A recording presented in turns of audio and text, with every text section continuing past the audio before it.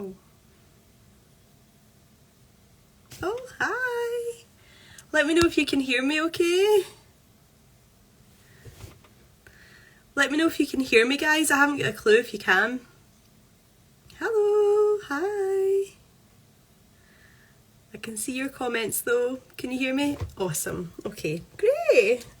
So just give everyone a couple of minutes to join. Thanks so much for coming on. Excellent. Thank you. I've never done a live before. It's different. So I do stories all the time, which are live and completely non-curated. But it's weird actually doing a live that you've put out there and there's expectations. So yeah, here we are. And hopefully, I know that loads of people on this live tonight would probably love to do a live or even a live story and are nervous about it. So I'm hoping that it encourages some of you to do it too. Hi, I'm good, thanks.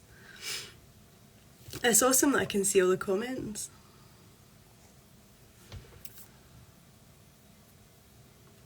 Excellent. So yeah, just give everyone a couple of minutes if that's okay. I know it's your Tuesday night and people have got stuff to do or just want to chill, so I won't keep you too long, but I'm excited to talk through ideal client stuff with you tonight because it's bloody good and it works. So yeah, a few people here now. So if you don't know me already, I'm Amanda. It's nice to meet you and nice to see you if I already know you. I'm a brand photographer, particularly for small businesses, but just love in general talking about all things small business. I've done it for a long time, picked up a few things that work and a few things that don't along the way, and I am genuinely passionate about sharing that with other small business owners. I've also got a monthly podcast as well, the Growth Addicts podcast. Just secured an awesome guest for it actually earlier on for July, so I'll share that one soon. I've got I've got one ebook out and one coming out on Friday, which I'm going to talk about today. Hi Karen. So yeah, lots going on. I'm just giving everyone a minute or so to join for anyone that's just joining just now, and just kind of introducing myself. My dog's jumping around. You'll hear him.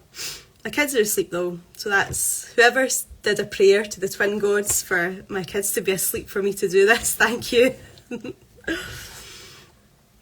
Yeah, so that's a few minutes past 8 and there's a few people on, so I'll get it started. I'm sure if anyone joins in the next few minutes they can pick up. So yes, I was just introducing myself there, but I think the few people that have joined while I did that know me anyway, so thank you so much everyone for joining tonight. So whether you have been part of my Instagram family for a year or a week, you'll have heard me mention the ideal client avatar, because I love it. Hi Kat. Yeah, I absolutely love it. I know that it works, and I genuinely believe that it is the foundation of any great business model, knowing who your ideal client is, who you're looking to attract, and how to do it. But I also know when I speak to most of my clients, who are mostly, hi everyone joining, just started just a second ago, I'm just really kind of introducing what we're going to be talking about tonight. Hi Emma. Oh, it's cool. This is actually, I was nervous about doing a live, but it's nice. It's nice, new people and people you know just all kind of joining. Hi guys, I've just been kind of started a little bit, but not too much. Excuse me. I hope everyone's got a cup of tea. I've only got water, so I was nervous that I would knock the cup of tea over my computer. So yes, I was just talking about ideal client there, guys, for who's joined. That's what I'm going to be talking about tonight, my own personal experience with it, and how that I do truly believe it is the foundation of any good, great business model. I honestly believe if you've not nailed that and you don't know who it is you're trying to attract, then you really are wasting your time. So last year, I created an online course all about Ideal Client Avatar to help you walk through to figure out who it was and create this whole ideal client profile and help you go and find them. So as much as I love the content of the course, I'll be honest and admit that I didn't really enjoy putting it together. I enjoy writing, and I'm realising that over the last year or so, and putting the course together. It was all sections and modules and things like that, and I wasn't a totally enjoyable experience to put that together. And since then, I've released an ebook. Hi everyone that's joining, we've just started, so you've not missed anything much. I'm just introducing the topic. So since I launched my course last year, I've launched an ebook which was all about getting sales confident, and I loved the process of that. Absolutely loved writing it and everything about it, and it seems like you guys did as well, because it's landed really well. Lots of people have got it, lots of people are enjoying it, and I've had really good feedback on it as well. So I've decided to convert the content of my Ideal Client course to an ebook. So the Ideal Client course will no longer be available for new purchases. It will be available to everyone who's bought it, and they can continue that. It's got that for life if that's the way they want to learn. And my course attendees will also get a copy of the new ebook as well. So they're totally covered. But for newbies going forward, it'll be the ebook. And I believe that it's a smoother, more fun process for me, which I think then comes out in your writing at the other end.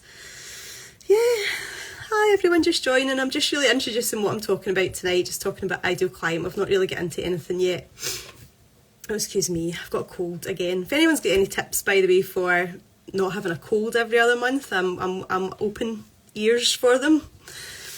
So the ebook is coming out on Friday. And it's going to be priced at just £12, the exact same as my other ebook. That's my vision as well for my ebooks, is to make them that kind of price, affordable, and just absolutely jam-packed, as much value as I can get in there. If we're email friends, then you will of course get an exclusive discount, because my email pals are my VIPs. And if you're not, just head over to the website after this live and pop your email address in. Just scroll down for a wee second. So I was saying that when I speak to my clients about the Ideal Client Avatar, and most of my clients are small business owners, pretty much 100% of them, they often tell me that they think they know who it is. Like it might be busy mums, or small business owners, depending on what you do, people who want to feel better. But most of my clients tell me that they know they can drill down more on that. They know they can, but they just don't know how. And then I noticed that it just kind of falls by the wayside. So I think then we're not understanding the importance of finding out who your ideal client is as well. And it is so important, really important. So that's what I'm going to talk about tonight, is my own personal experience of the Ideal Client Avatar and how it has completely changed the way I've done business for the last 10 years. Hi everyone that's joining. I've just been introducing the topic. I'm just really about to get started and sharing my own personal experience of the Ideal Client Avatar.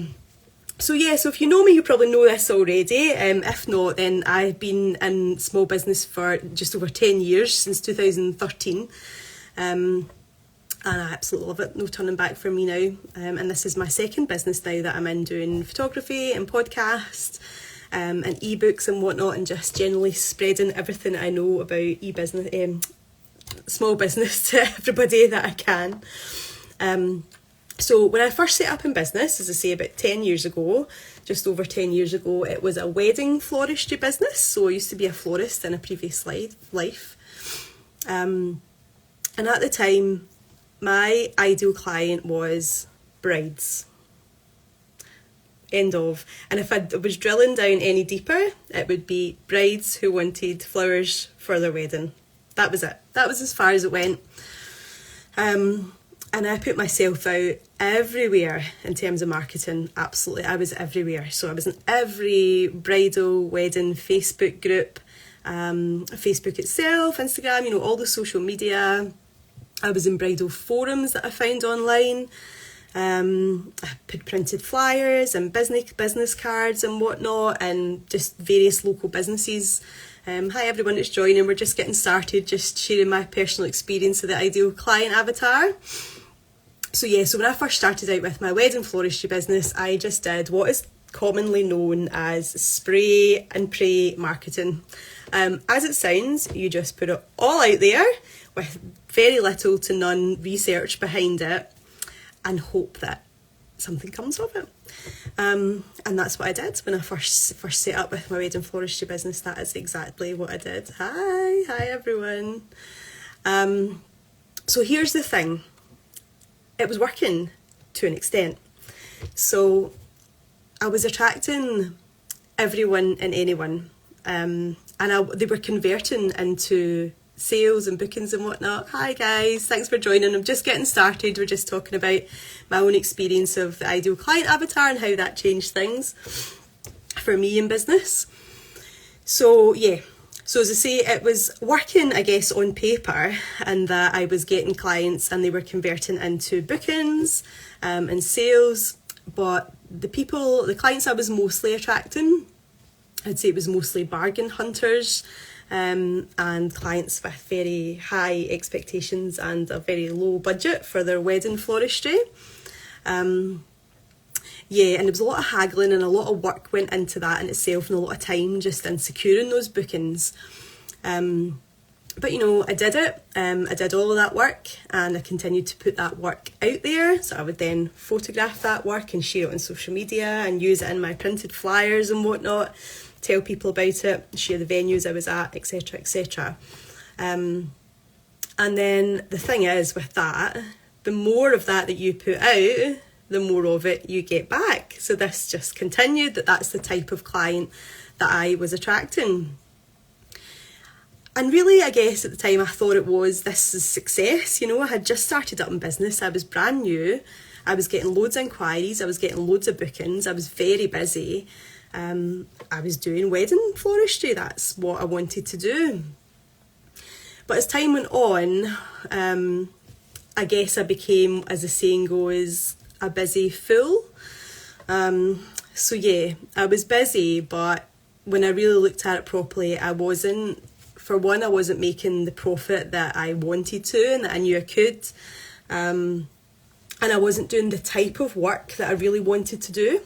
So wedding floristry is quite broad, from your bridal bouquet, your bridesmaid bouquets, so your bridal party flowers, to table decor and all sorts of... Oh, there's a fellow florist friend has just joined, a previous florist friend. Hi, Elaine.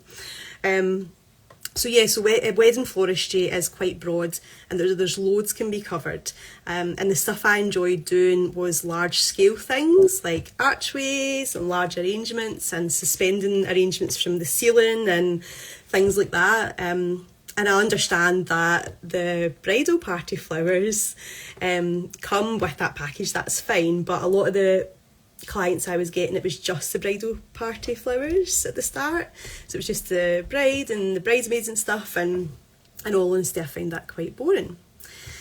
So, as I say, in my head though, I was thinking this is business success, getting the inquiries, getting the bookings. I'm busy, I'm doing wedding flowers, I'm getting photographs that I can use for marketing and putting out there and stuff, and it's bringing more inquiries in.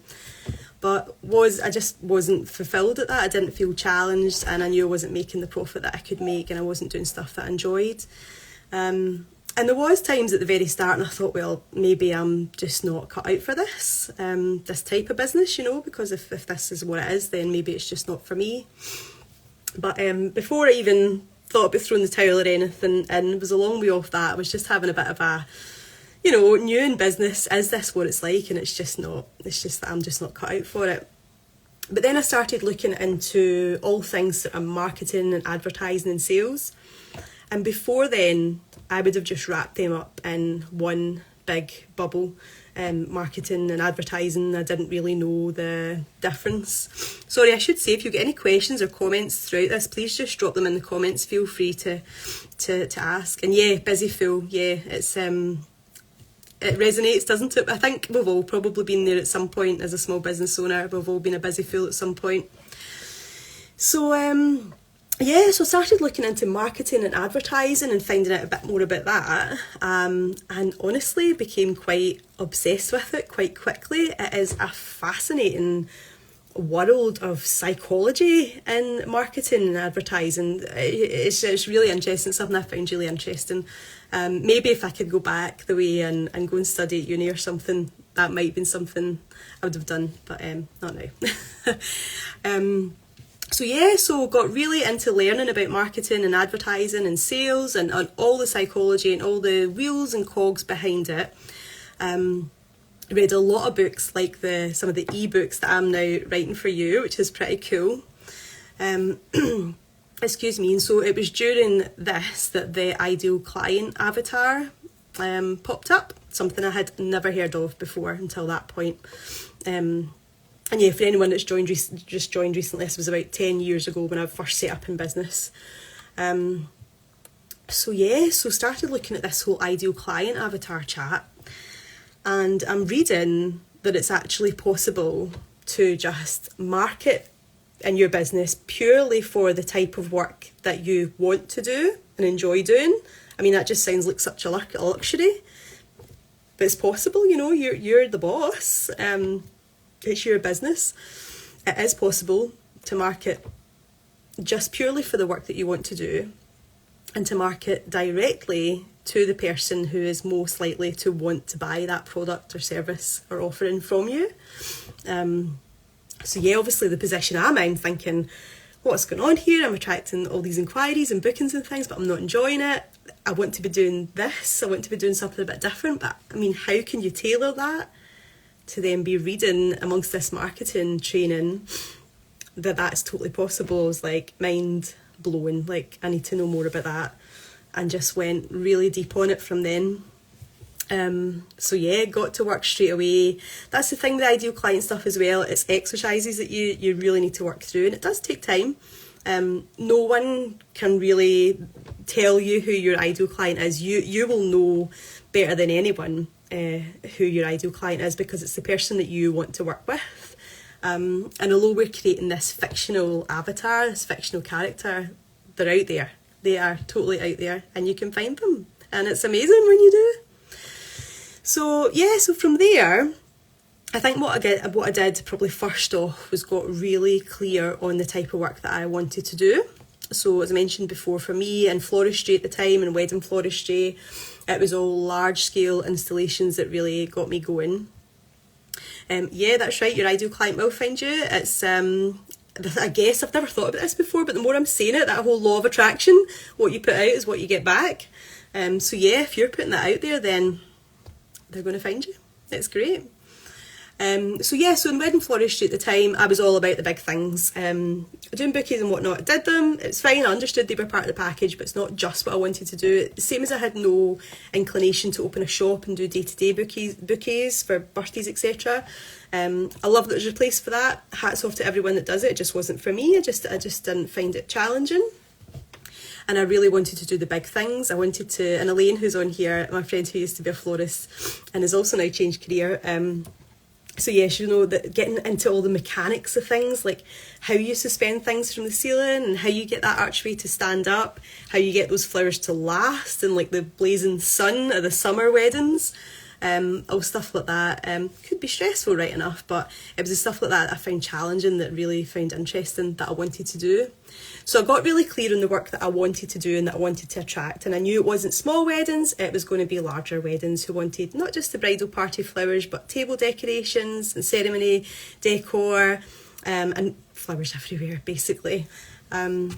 So once I'd established that, then I could start to think about the person who might be interested in buying that sort of service, and first off, what sort of budget they would need. So at this point then, I'm thinking I was going to implement a minimum spend, which made more financial sense for me. Floristry, you're buying in bulk, you're buying wholesale, you don't just buy the couple of stems of flowers that you need, you're buying 20 or 50 or 100 or whatnot. So you need to make sure your math's there so that you're making the profit that you want to make and that you deserve to make, because it's hard work. So got really clear on that, and then started, it's amazing when you do this exercise how quickly then you can start to go in and build up this profile of the person that you want to work with. So you start thinking about budget, what kind of disposable income they might have, which leads you into thinking what sort of job they might do, what sort of profession they might be in, what sort of salary they might be on, what wedding venues they might be looking at. So the style of work I like to do was quite rustic, quite free style, not really your kind of perfect dome flowers and stuff. Everything was a bit kind of looking like it grew there. And there's certain wedding venues that style was more fitting for. And then I did my research into how much weddings cost at those sort of venues, and again put that into this ideal client avatar to build up a whole kind of profile of income and profession. And then from that led on to what sort of lifestyle they might lead, like where they hang out in their spare time, how they travel, where they live, everything from there, just so on and so on. And the thoughts just start flowing. You've got to write this down. It's well worthy of a new notebook and a new pen. And before you know it, you've got like an A4 paper of who this person is. It's incredible. So that's all well and good. That's one part of the exercise. It's, I guess, what you do after that then that starts to put the wheels in motion. Karen, totally in depth. And this is what I was saying at the start, you might have missed at the very start, that a lot of my clients that I speak to just now about that will say, I know who my ideal client is. It's busy mums, it's small business owners, it's people that want to feel better, that kind of thing. But if you start to scratch the surface of that and go deeper and deeper, there's just a wealth of information under that. That is just the tip of the iceberg. Even busy mums, like, get deeper on that. Like, what age are their kids?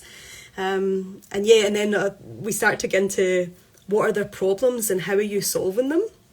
And someone asked me this recently they've got a small business that does like handmade gifts and decor and things. And they were like, I just can't wrap my head around how my clients have got any problems. How am I'm only making gifts and decor. How is that solving anyone's problems? And then I just started firing out ideas like, maybe you're going to a baby shower and you don't want to turn up with the supermarket outfit that the person next to you is coming with. You don't want to just bring flowers. Or it was around about Easter and I was saying maybe you're having family over for Easter and you really want to make it special. You don't want just the decor that everyone's seen in Tesco. You want something unique. You want some unique banners. These are not third world problems by any means, but they're problems that are out there to be solved. Someone's out there is looking for your services. So the more in detail, the more depth you go into with your ideal client, the more you can totally understand them. And then the next thing you want to do is do everything for them. So at the start, I talked about spray and pray marketing, which is what I did at the very start. I just put it all out there, everywhere and anywhere. In the hope that a bride would be passing and pick it up, and that was a win for me, great. But think of the time and money and energy I spent doing all of that when it could have just been narrowed right down. And that's the thing about nailing your ideal client, is you get less busy and more profitable, which is nice. I'll talk about that more in a bit. So I guess after that, I started to change my whole marketing and advertising approach, and that everything I did was for this ideal client person. I started to change. First off, anything I did had to pass, and still does to this day, has to pass these sorts of questions.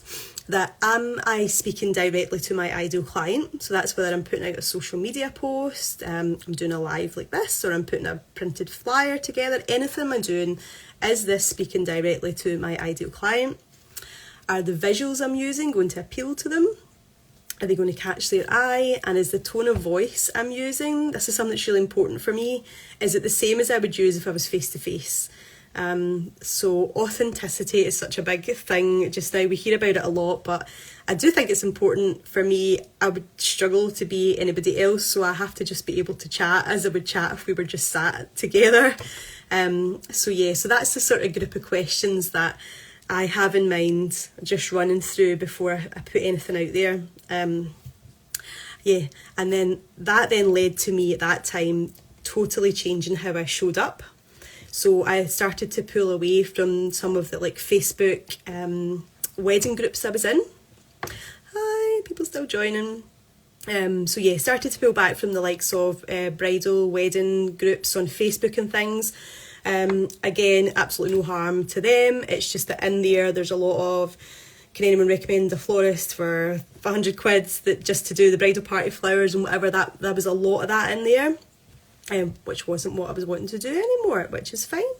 So pulled away from that, stopped doing less kind of, bargain hunting Facebook groups, more ads with wedding magazines, collaborations with wedding magazines, getting in touch with them, because through my ideal client profile, I know that they're buying those magazines, they're flicking through them, they're cutting things out, they're making notes from them, so I wanted to be in them. So things like that changed. I changed where I was showing up. That was one of my questions as well, that it has to pass before I put anything out there. Am I showing up somewhere where my ideal client is likely to be? Because just like you guys, I'm busy and I don't want to spray and pray marketing anymore. I want to put it in front of the eyes of the people who I know are more likely to buy that from me. So that's what I did. Now, it didn't happen overnight, because what you're going to have to do here is undo what I had to do, is undo what you've done already. So all the marketing that I'd put out there already and all the things that I was trying to attract, those inquiries were still trickling through. Even though I was starting to put out different content and wording things differently, it takes time. It's not going to happen overnight. That's not how it works. It's a timely exercise figuring out the ideal client and changing things up, but it is so worth it. So it didn't happen overnight, but it did happen. More and more ideal clients started inquiring and converting. I was doing more and more of the work that I enjoyed, spending a lot of time photographing, doing the work that I had made and enjoyed, which has since then led into a whole new profession for me now, where I'm doing brand photography. I've always loved photography, but that's when I was doing floristry. That's when it really, sorry if I'm tapping the screen, it's because Instagram's telling me I've been on Instagram too long today. So yeah, I spent a long time getting photographs of my work to put it out there, because I knew from my avatar that that's something that would be important to my ideal client.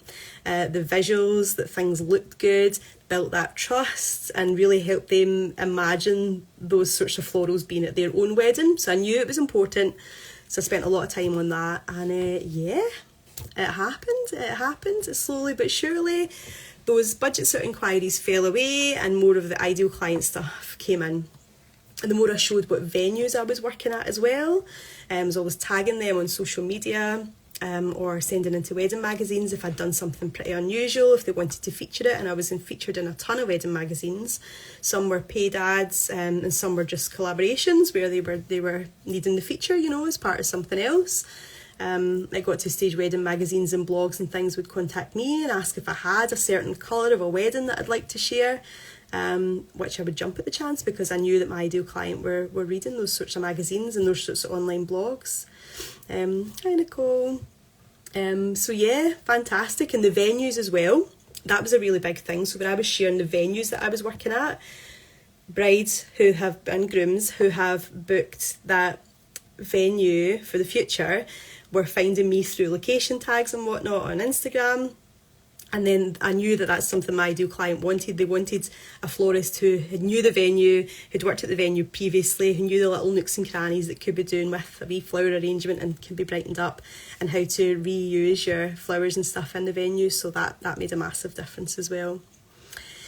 So yeah, and then actually events as well, with the venues that I was working with, slowly but surely, when I was returning to venues time after time, the venues started asking if I did flowers for events, if they could recommend me if they had a private event, a private company coming in to host a launch or something.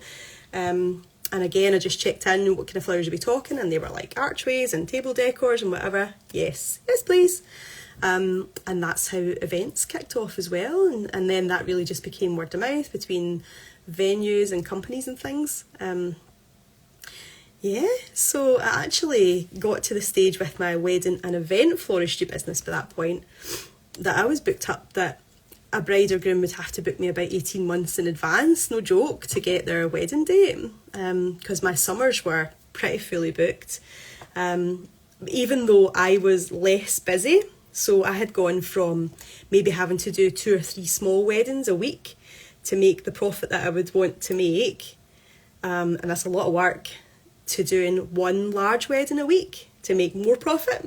So I was less busy but more profitable, and it's all thanks to figuring out my ideal client avatar and changing all my marketing and where I was showing up and how I was talking and everything, and doing everything for them.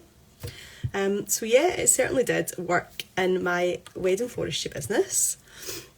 And now 10 years down the line, here I am doing something different.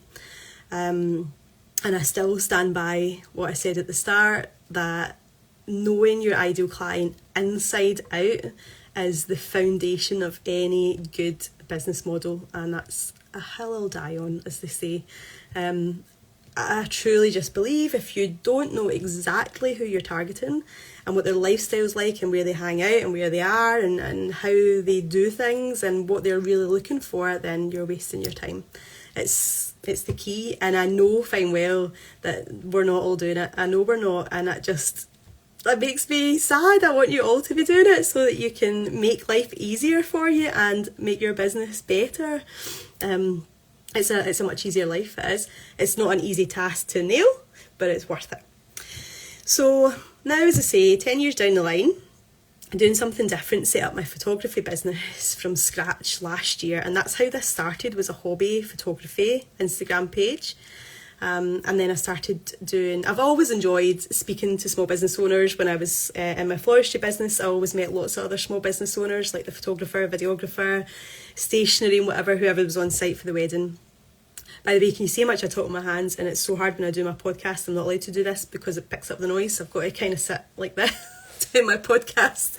And you could probably appreciate how hard that is now you see me tonight.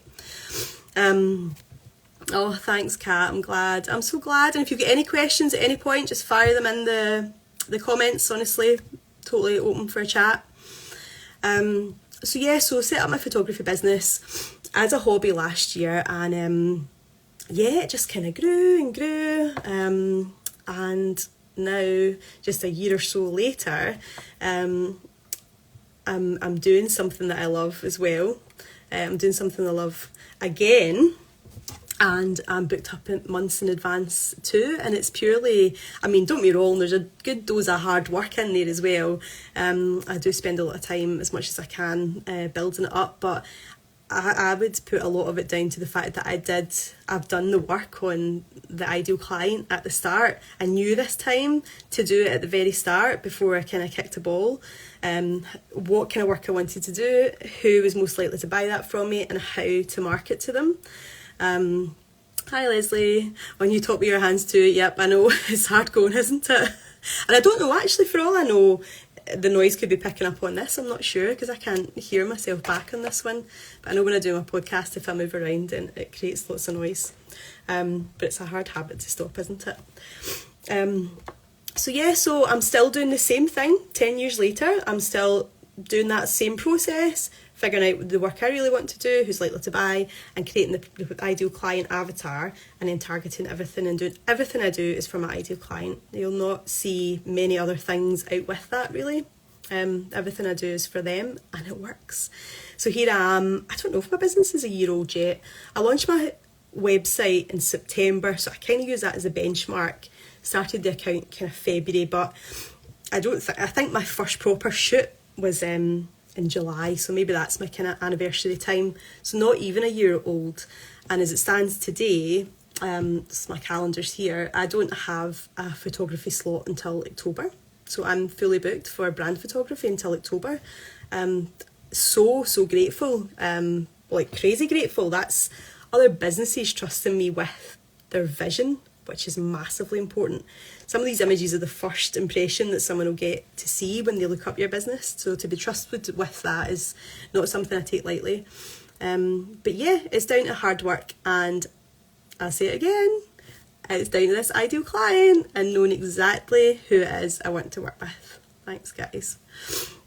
Yeah, and so on top of my photography is how it started, and then I like to think of the photography as the kind of roots of the tree. I've grown a little bit of branches here and there, so evolved into a podcast, the Growth Addict podcast, and what we're addicted to is small business growth.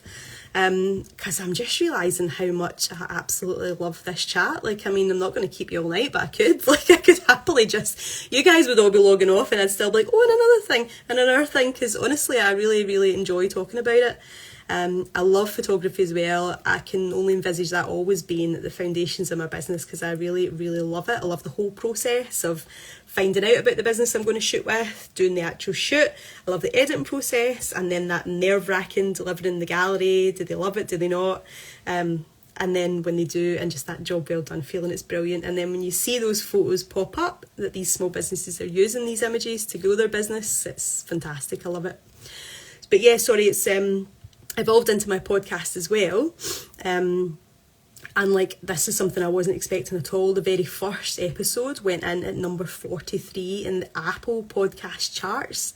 That was something that hadn't even crossed my mind. Like, there's hundreds of thousands of podcasts in that chart, and then they narrow it down to the top 200, and I was at number 43 with the first episode. But I'm telling you guys, this is not a big secret or not black magic. It's a lot to do with the fact that I know exactly who I'm going after, and I make sure that I'm where they are. So it's very, very worth it. And then there's my ebook as well. So that's my three main things: is my brand photography with small businesses, my monthly podcast, and my ebooks. So I've got an ebook out already called Get Sales Confident. So many business owners I'm speaking to did not have the confidence to put themselves out here like this, especially when it came to them when they were providing the service. And I know there's a few names on this live tonight, so I who feel like that. I know that it's a big thing to put yourself out there. I was nervous about doing this tonight as well. Like, I'm not immune to that, even after all this time. So I did that ebook, and that's landed really well. So I think there's about 32 copies sold. I'm delighted with that. Delighted that I've even sold one. And the main thing is that people are learning from it. I mean, I think one comment I got was, now after reading this book, I know my worth. Like, how amazing is that? That someone was feeling so low in confidence to ask for payment for their service, almost didn't feel worthy of it, and then to get that feedback, like, now after reading this book, I know my worth, is incredible. So I'm loving doing that. And at 40 years old, I know I don't look it, but let me assure you that I feel it. Excuse me. I'm realising a whole love for writing, so ebooks are definitely on my radar, as is a big book to publish, so that's in the works as well. But anyway, I digress. All of them will have their own ideal client avatars anyway, I can assure you. So if this is something, I've kept you half an hour or so now, and I know you probably want to go and chill out or watch a show or something. If anyone's got any questions, please fire them in the comment box just now. We can cover them. But hopefully you're going away with a wee bit of a, I didn't realise that was quite as big a deal. And you're maybe desperate to crack it for yourself. And you're not sure how to, because this is the thing. I'm just talking you through what I did there. But you might then go down, sit with your pen and paper and be like, where on earth do I start? So if it is something you're struggling with, then my ebook is out on Friday. Your ideal client, I always forget this, the who, what, where and how. It is going to talk you through, it's just a series of exercises with me talking you through every single step. So it's going to help you figure out how to identify your ideal client, right down to those things I spoke about there: their job, where they hang out in their spare time, how they travel, where they are, and this just, as we've just learned tonight, builds up this whole profile so you can realise where you need to be. Also, what their problem is. We've got a whole section called What's Their Problem? What their problem is and where you slot in to solve that. Where to find them, and again we draw that information from the profile that we're building, and I talk you through that. And also what sort of visuals are going to catch their eye, because everyone's different, and what appeals to me might not appeal to the next one. So that's out on Friday. If we're email friends, then you'll get a wee exclusive discount in your inbox on Friday. As always, my email pals are my VIPs, so they get everything first. So if we're not email pals already, just head to the website, amandahughes.uk. You just scroll down for like a nanosecond and pop your email address in, let me know where to send it. I'll send out all the details of that on Friday, and the book will be available on Friday. Yeah, I think that's it. Is there anybody get any questions, anything I've missed, or anything that surprised you that I've spoke about tonight? Yeah, Karen, sounds good, thank you. And yeah, it's the how, isn't it? Yeah, it's the how, because we can talk about all this, but it is hard when you sit down with pen and paper, just knowing where to start. So the ebook talks you through all of that. And it's only £12 as well, and it's an instant download to any device. I don't know about you, but I can spend £12 like that on rubbish. So trust me, that'll be a good investment. If it's something you'd like to crack but you're not sure where to start, this will hold your hand through the process. And something else I've learned from my my online course that I did last year as well, is that I had no follow-up process. So you bought the course and that was the end of it.